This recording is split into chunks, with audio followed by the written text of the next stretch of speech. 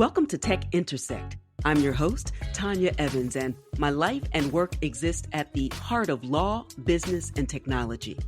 Yeah, I've earned a few fancy titles and degrees over the years, but the bottom line is I'm a writer, speaker, teacher, and lifelong learner, and I'm really excited that you've joined me on this journey. So what is Tech Intersect? Well, it's authentic, empowering conversations with really interesting guests who demystify complex topics to prepare you for the future, because your future is now. And it exists where law, business, and tech intersect. Get ready to listen, learn, and leverage. Let's get started. In this episode of Tech Intersect, I welcome Khalia Braswell, an award-winning technologist whose personal mission is to make a social change using technology. Khalia holds a BS in computer science and also a master's in information technology.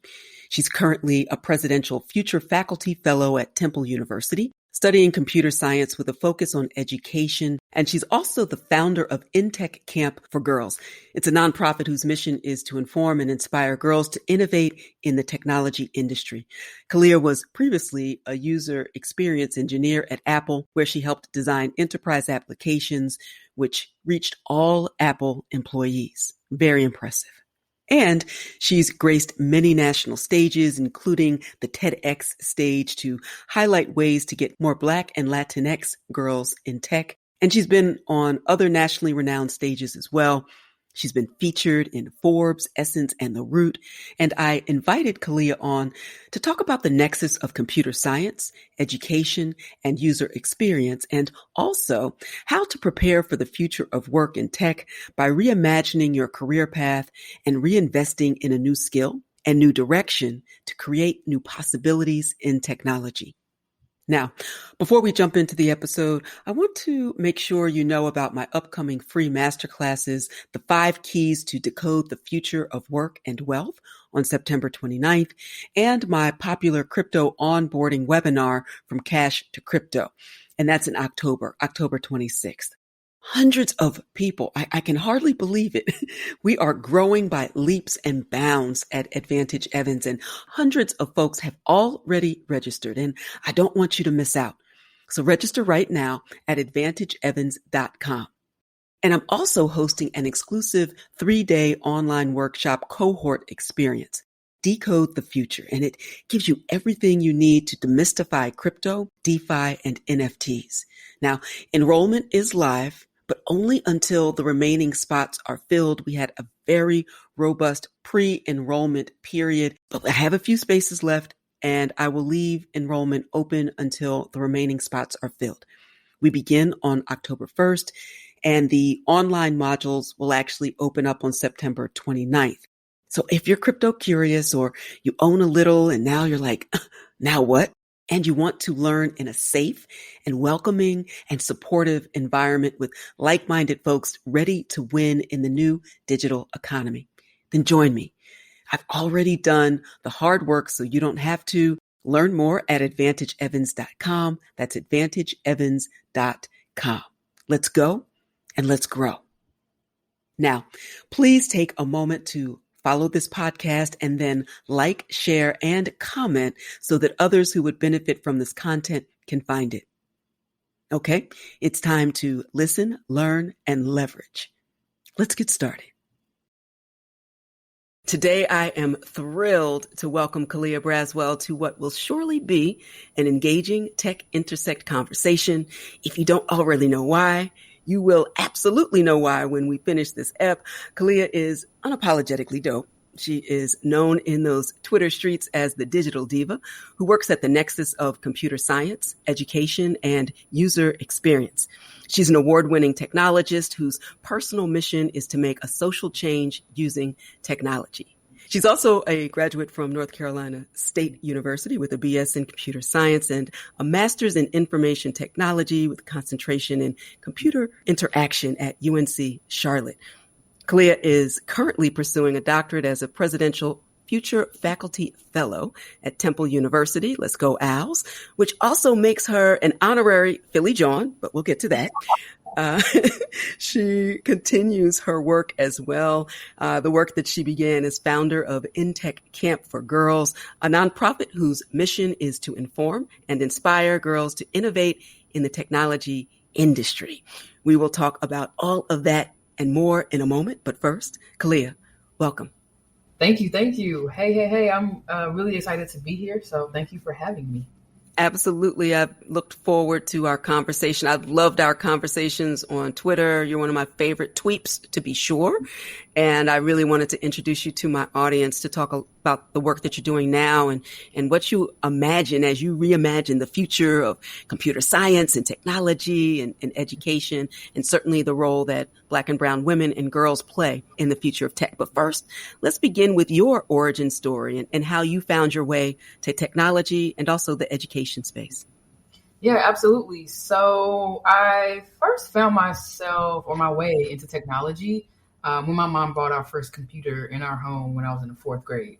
Like that was super pivotal for me. And I think it has everything to do with my success because we literally went from her monitoring every little thing I did because I was a fourth grader on her, new investment to me then showing her how to do things, right? So it went from her monitoring me to her asking me questions because I just soaked up all of this knowledge that I gained by just trial and error being on the computer. And so after fourth grade, I took some digital literacy courses like keyboarding and whatever else they offered in middle school. And when I got to high school, I actually attended Philip O'Berry Academy of Technology.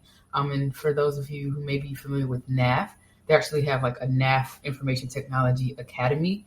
And so I was able to benefit from that and take programming classes, which I hadn't before. And I went to this school thinking like, hey, I'm going to go down the computer networking path because the school, when it launched, it was very much supposed to be vocational and allow students to not only get a high school diploma, but walk away with like a certificate or something like that they can use pretty much immediately to work.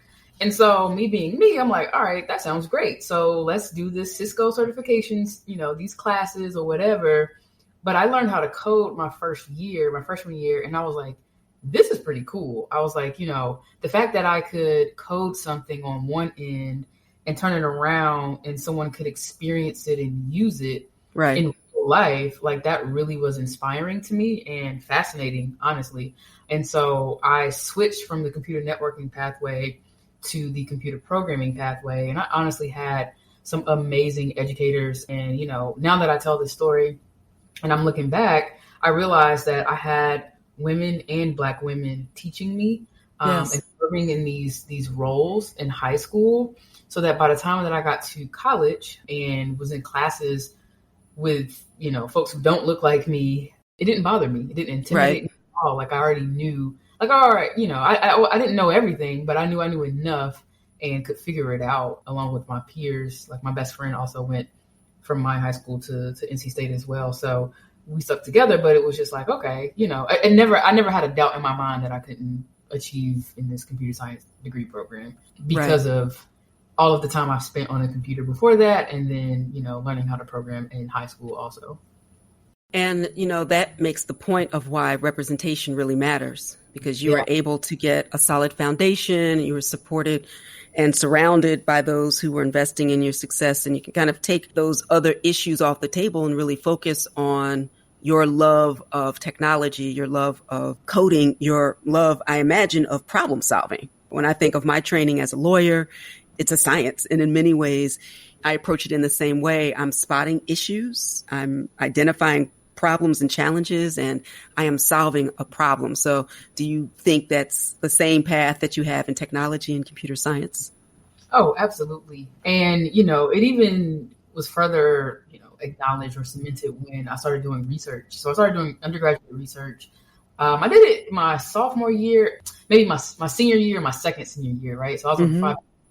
But that second role that I had, we started using technology to disseminate information about HIV and AIDS to Black college-aged women. And it was just so pivotal to me to see like, okay, this is how you can use tech for good. So not only are we solving problems, this is a real life issue because And I can't remember explicitly if this was Black college age women nationally or locally to Raleigh. But the statistic that we were using to drive our research was that this age group and population was being affected the most, and no one was talking about it.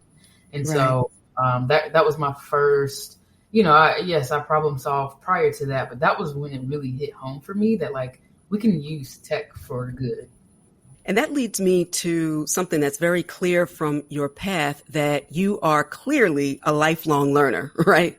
Absolutely. You have focused obviously on the intersection of technology and education for yourself, but you've also used that to empower others as well.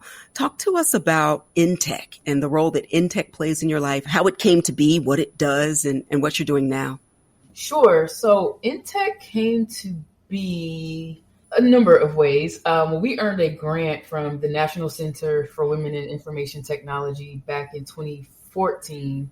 This is when I was in grad school at UNC Charlotte. And so we partnered with the STARS Computing Corps, which is a national organization that seeks to broaden the participation in computing. And so we ended up hosting a one-day camp at UNC Charlotte.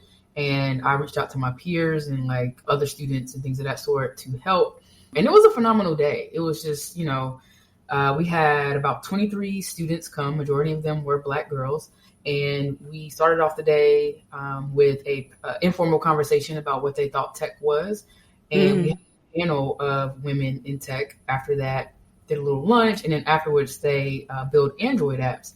And so honestly, though, I didn't have a vision beyond this day, right? I put all this energy into this.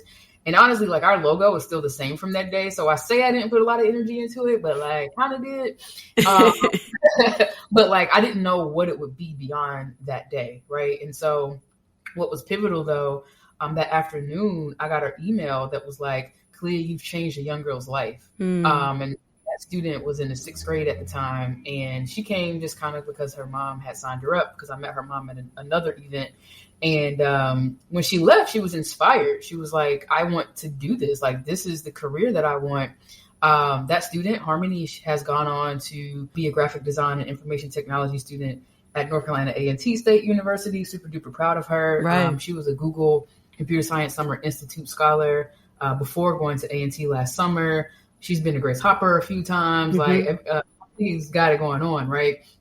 And, we're still in touch, and she's participated in other things that we've done, but it's like, I had no idea the impact we would have on that day. Right. But after that email, that told me that not only was this something needed in the Charlotte community, but that we had to continue. And so after that event, we did some other things. And like personally and professionally, I was back and forth to California because I was working at Apple's headquarters. And so it was one of those things where like I had to take that opportunity for myself, but it's like we still have to continue running INTech. And so in a short story, I did work at Apple. I interned there for a year. I worked there for a little over a year, and I just wasn't fulfilled. And I decided like, hey, I started something good in Charlotte. What would it look like if I put my 150%, 200% into INTech Camp? Right. So in 2015, I left my job and came back east to run INTech full time. And since then, we've been able to reach a lot more girls, continue to hold our summer camps. So we do summer camps for middle school girls now. We don't do the one day much anymore. And we do those on college campuses. Because of COVID, we've been virtual, which was a blessing in disguise, actually. I do miss seeing our students in person.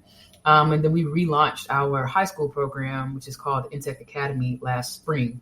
So we've been able to kind of still stick and move. And it's been great just to kind of see the impact. Like, I mean, I could talk about more of our students like Maria, who graduated from my old high school just past May. And now she's at Princeton on a full ride studying engineering. Wow. And she came to us her sophomore year when we did our pilot for INTech Academy. And, is really, really, really adamant about seeing more Black and Latina girls, get similar experiences that she has. And so it's just been an amazing journey, honestly. Have you seen the tech space change in the time that you have been involved? We talked about how representation mattered to you when you were in the earlier years of your education and what a profound impact that had on your life. But I know that just like me, in the blockchain and crypto space, I have often been the only one in the room and kind of having to hold down the fort. I have seen it change and evolve over these years. But have you seen, the numbers increase of Black and brown women and girls in the space? And are you optimistic about the future? Unfortunately, my answer is no. My gut is no. The interesting thing is, though, I feel like I know so many Black women in tech, right? And it's amazing. And they show up for us. Like, I mean, like Angie Jones, for instance. Like, everybody know Angie in tech. Yes. She spoke to our scholars last summer in 2020. Jasmine Lawrence, who she's at Facebook now. Maybe she's not there anymore, but she founded and still runs Eden Body Works, right? And had hesitated to show up and speak to our students. And, that's just a testament to the community that does exist in the Black tech space among women. Right. But I can't, I am getting a PhD, right? So I see the data. I have to use the data to back up my claims. And unfortunately, I'm not seeing anything change yet. Right. I think we're a little bit off from it. I don't know.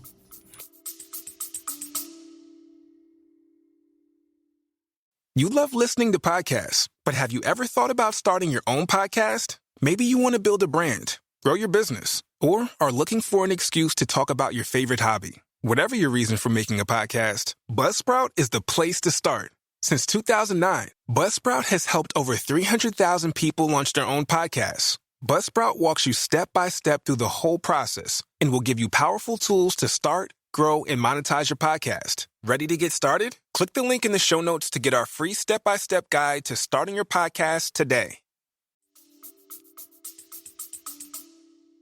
Yeah, it's hard to calibrate. And I'm thinking over these last 18, 19 months with the impact of the pandemic.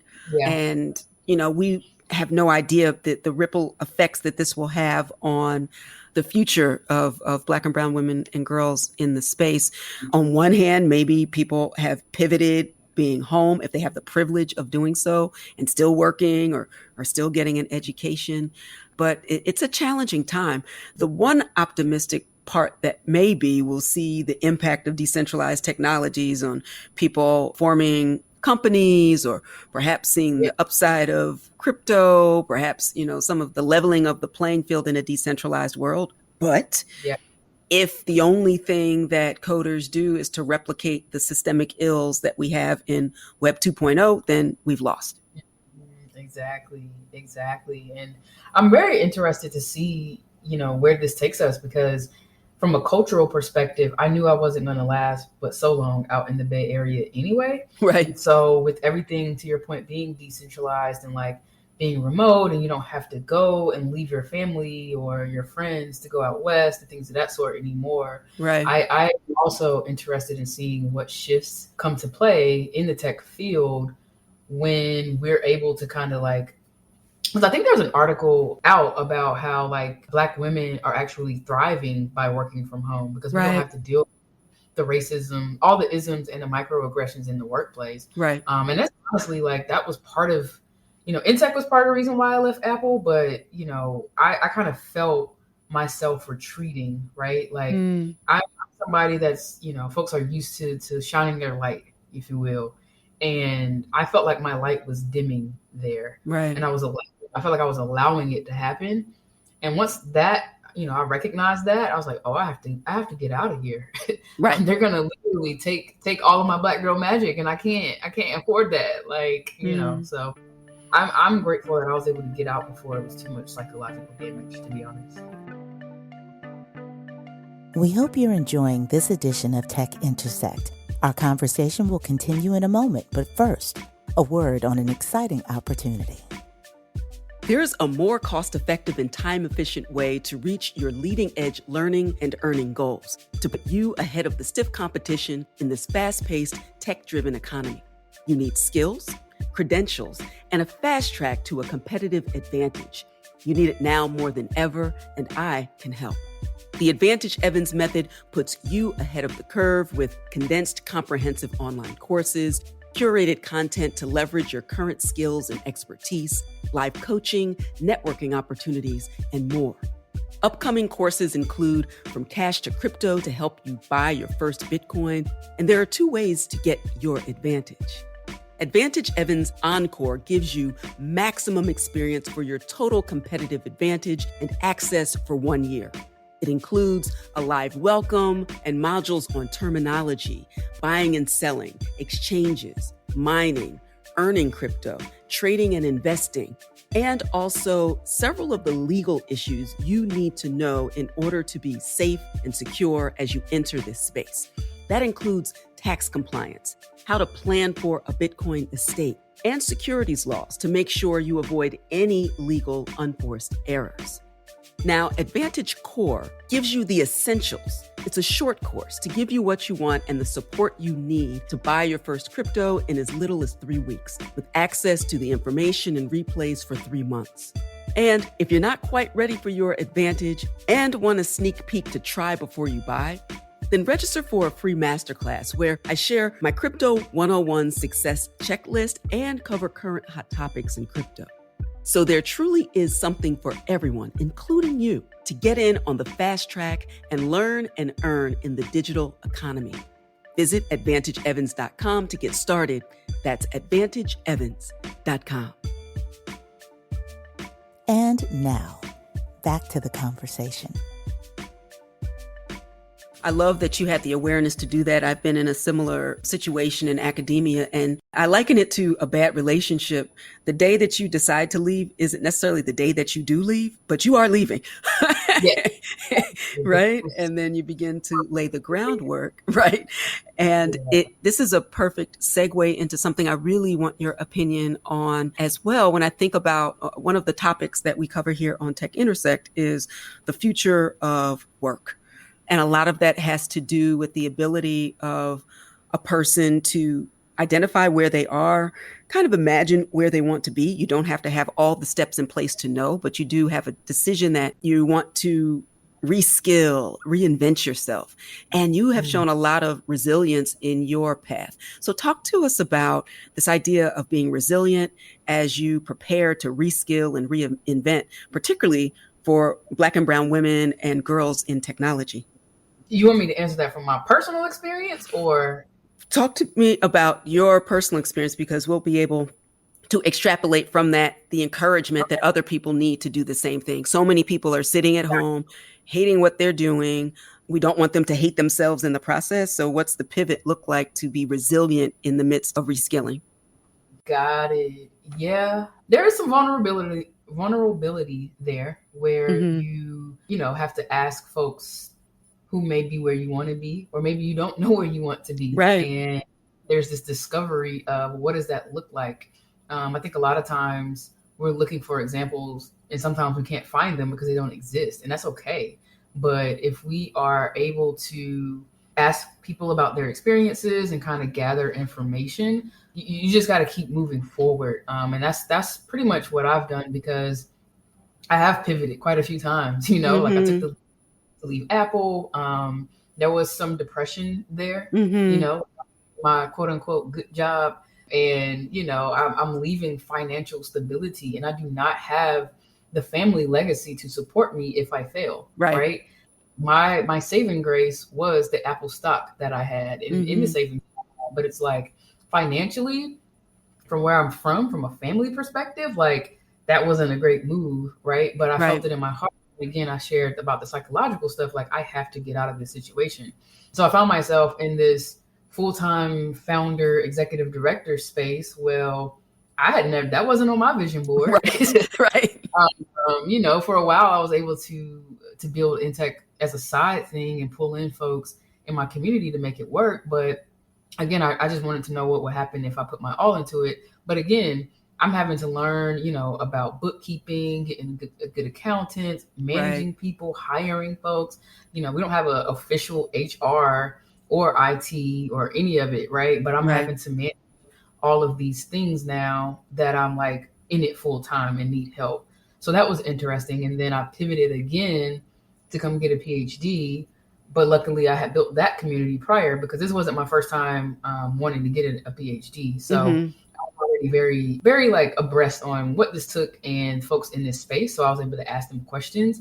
But honestly, the ultimate thing that I've realized in all of these pivots and all of these times where I've gotten in this space where I want to make a change and I'm like unsure, I realized that like I can talk to 20 people a day about their experiences. At the end of the day, I have to do what's best for me. Right. And only I know what that is. And it's hard. It's not easy. It's easier said than done, which is taboo, but it's true. And, I write a lot of stuff down. So it was funny. I was living in Oakland. It's like 2017, and I do a spiritual fast every January. And it's not like sometimes when I say that, people think I don't eat at all, but it's the day. I do eat. I just don't eat meats and sweets. Anyway, and I always write goals down. Like, what am I fasting for? Right? What do I hope to? And it was 2017. I have the same journal I use every January for the same experience, or if I fast throughout the year. And I literally had wrote down in 2015, I want to live in Oakland, work at Apple, and I think I had like run INTech camps. And that was crazy. Like I started crying because I was like, oh, I'm actually doing that. Like I literally did that. And so never underestimate the power of writing things down, because they really do come to life if you put work towards it. And so that was another thing that I've done. Not all of my pivots have been spiritually led, but the one to leave Apple definitely was. I fasted with my roommate at the time, and we both were contemplating leaving our jobs. And I got a very, very, very clear sign the day after our fast that like I literally was like in tears. It was crazy. I had never had like that before. So yeah, I hope that answers your question. But I think it goes beyond tech for sure. But it's like all of these things can apply to any industry really. Absolutely, because there's this pivotal moment in life, and it's not just one. Life is dynamic until it isn't. And then probably on the other side, it's dynamic too. But while we're here, we have to be very intuitive and to get still enough to hear the whisper and whatever that leading is. And we can have a carefully constructed world and write everything down and map everything out. But there is a lot that we don't know and that we can't control. So absolutely. I always, I sit down and I say, this is the plan that I have. This is the leading that I feel, or something better. God, spirit, universe, whatever you will call it, that you leave space for the thing that you can't control, and then trust yourself enough to know that you will be okay. And that when you have new information, you get to make a new decision. Yes, because let me tell you, I have so many like literally, I wanted to get a PhD straight up out of undergrad. That was the plan. I never wanted a master's, and it took me, I don't know if it was 8 or 9 years to get back here. But I'm so much better positioned, right? And I wanted it so bad then, right? But I look back at all the experiences I've had, and I'm like, all of that prepared me for now, right? Like I'm gonna finish this thing in 3 years. That's not normal. Right. And I'm not hesitating. I'm like, all right, y'all got me on the dissertation track. Cool. But there's some things that I wouldn't have been able to do had I gone straight through, right? Like my experiences. So just to your point around like leaving space and like everything because I'm actually not a forward planner. I'll put like, this is what I want to do, but I don't put time. I don't do the 5-year plan. I can't think that far in advance because things just move so fast. So that is fantastic. And I know that everything that you have shared is really going to help somebody who is in a position to have to reskill and reinvent themselves, and to really have faith that just taking the next step and trusting themselves is going to always work out. Because when you have new information, again, new decision. The final question that I want to ask you about is something that I know is really important to you, and it's about the essential role of data and research in improving the possibilities for tech and education, certainly in society, especially for Black and brown women and girls, why it's essential that research be an integral component in really getting tech of the future right. Yeah, absolutely. I think that what data and research does is give us a foundation to go on, right? And it kind of shows that, hey, this thing has been proven in a way. Now, I am one of those like weird academics where I'm like half academic, half practical. And sometimes don't see the overlap of what's happening in academia translating out into the world. And I talk about that a lot in my classes because I'm like, hey, if we already know what needs to be done, why isn't this being rolled out? But that's when policy impacts what needs to get done. More micro level, I started in tech in 2014, but I didn't start my PhD until 2019. And we've published data from our camps. And I'm continuing to research in tech to make sure that it is effective and that other people can say, hey, this model worked for InTech Camp for Girls. This model of having all Black and Latina women as speakers, this model of having majority Black and women as instructors in the program so the girls can see themselves literally all day represented. This model of going on college campuses, taking the students to, different company tours when we're able to be in person. Like, these are the different elements to our program that, we see that works from an anecdotal perspective. Like when, it was end of camp, the students have been at two different companies already. We were on our third, and I was walking behind them. We're at like a large campus, so we were like walking from, one building to another. And it was two students, middle schoolers, like, where would you rather work? Google Fiber, Avid Exchange, or Red Ventures? And these are the Charlotte businesses that they had attended. The fact that they're having this conversation in middle school, to me, shows that not only are they listening, but now their mindsets have shifted, right? And where they can envision themselves as a tech worker. And also, not only just a worker, but also, someone that can innovate in this space. We take them to startups as well. But that's the beauty of the research part, right? Because it can support what I'm saying that we think works in the field. The research and the data can back it up to say, okay, you're actually right. Like, this is what the students said was most impactful for them, or, this is how their survey results were. This is what their parents said that they said when they got home, like things of that sort, right? Like the research really enables us to get deeper so that we can stand firmly on, okay, here's what needs to happen. And I love my research because, there's not a lot of research about Black girls, not in a positive light, at least, especially not in computer science education. A lot of my work works at the intersection. Actually, I look at intersectionality and look at, okay, look, what are the different layers of identities that our students have, and why is it important to ensure that we are attending to all of them and not just making them choose to be Black or choose to be a woman. There's a lot of research coming from a woman perspective, but not from Black girls. That research is still kind of in the works, and I'm grateful to be able to work along with the scholars who are working on it. I'm really excited about what you're working on and also the contribution that you're making with your work today. And we will see, as you continue to see these amazing Black and brown girls go out into the world and come back to sew into the program, right? Because we see the circulation, we think about it from a Black community perspective and the circulation of dollars, but I am as invested in the circulation of intellect and really unlocking the future with the work that you're doing today. So I'm so excited that you shared it with us today. Please tell people, I will include it in the show notes, where people can learn more about you and your work.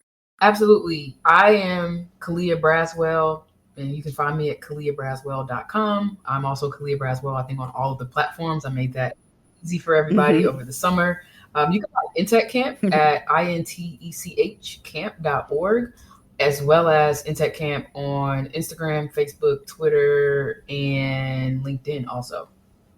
Well, you know where I live and work and breathe, and anything that you need, you let me know. I'm invested in your success, the success of the girls with whom you work. And let's have a Philly cheesesteak someday soon.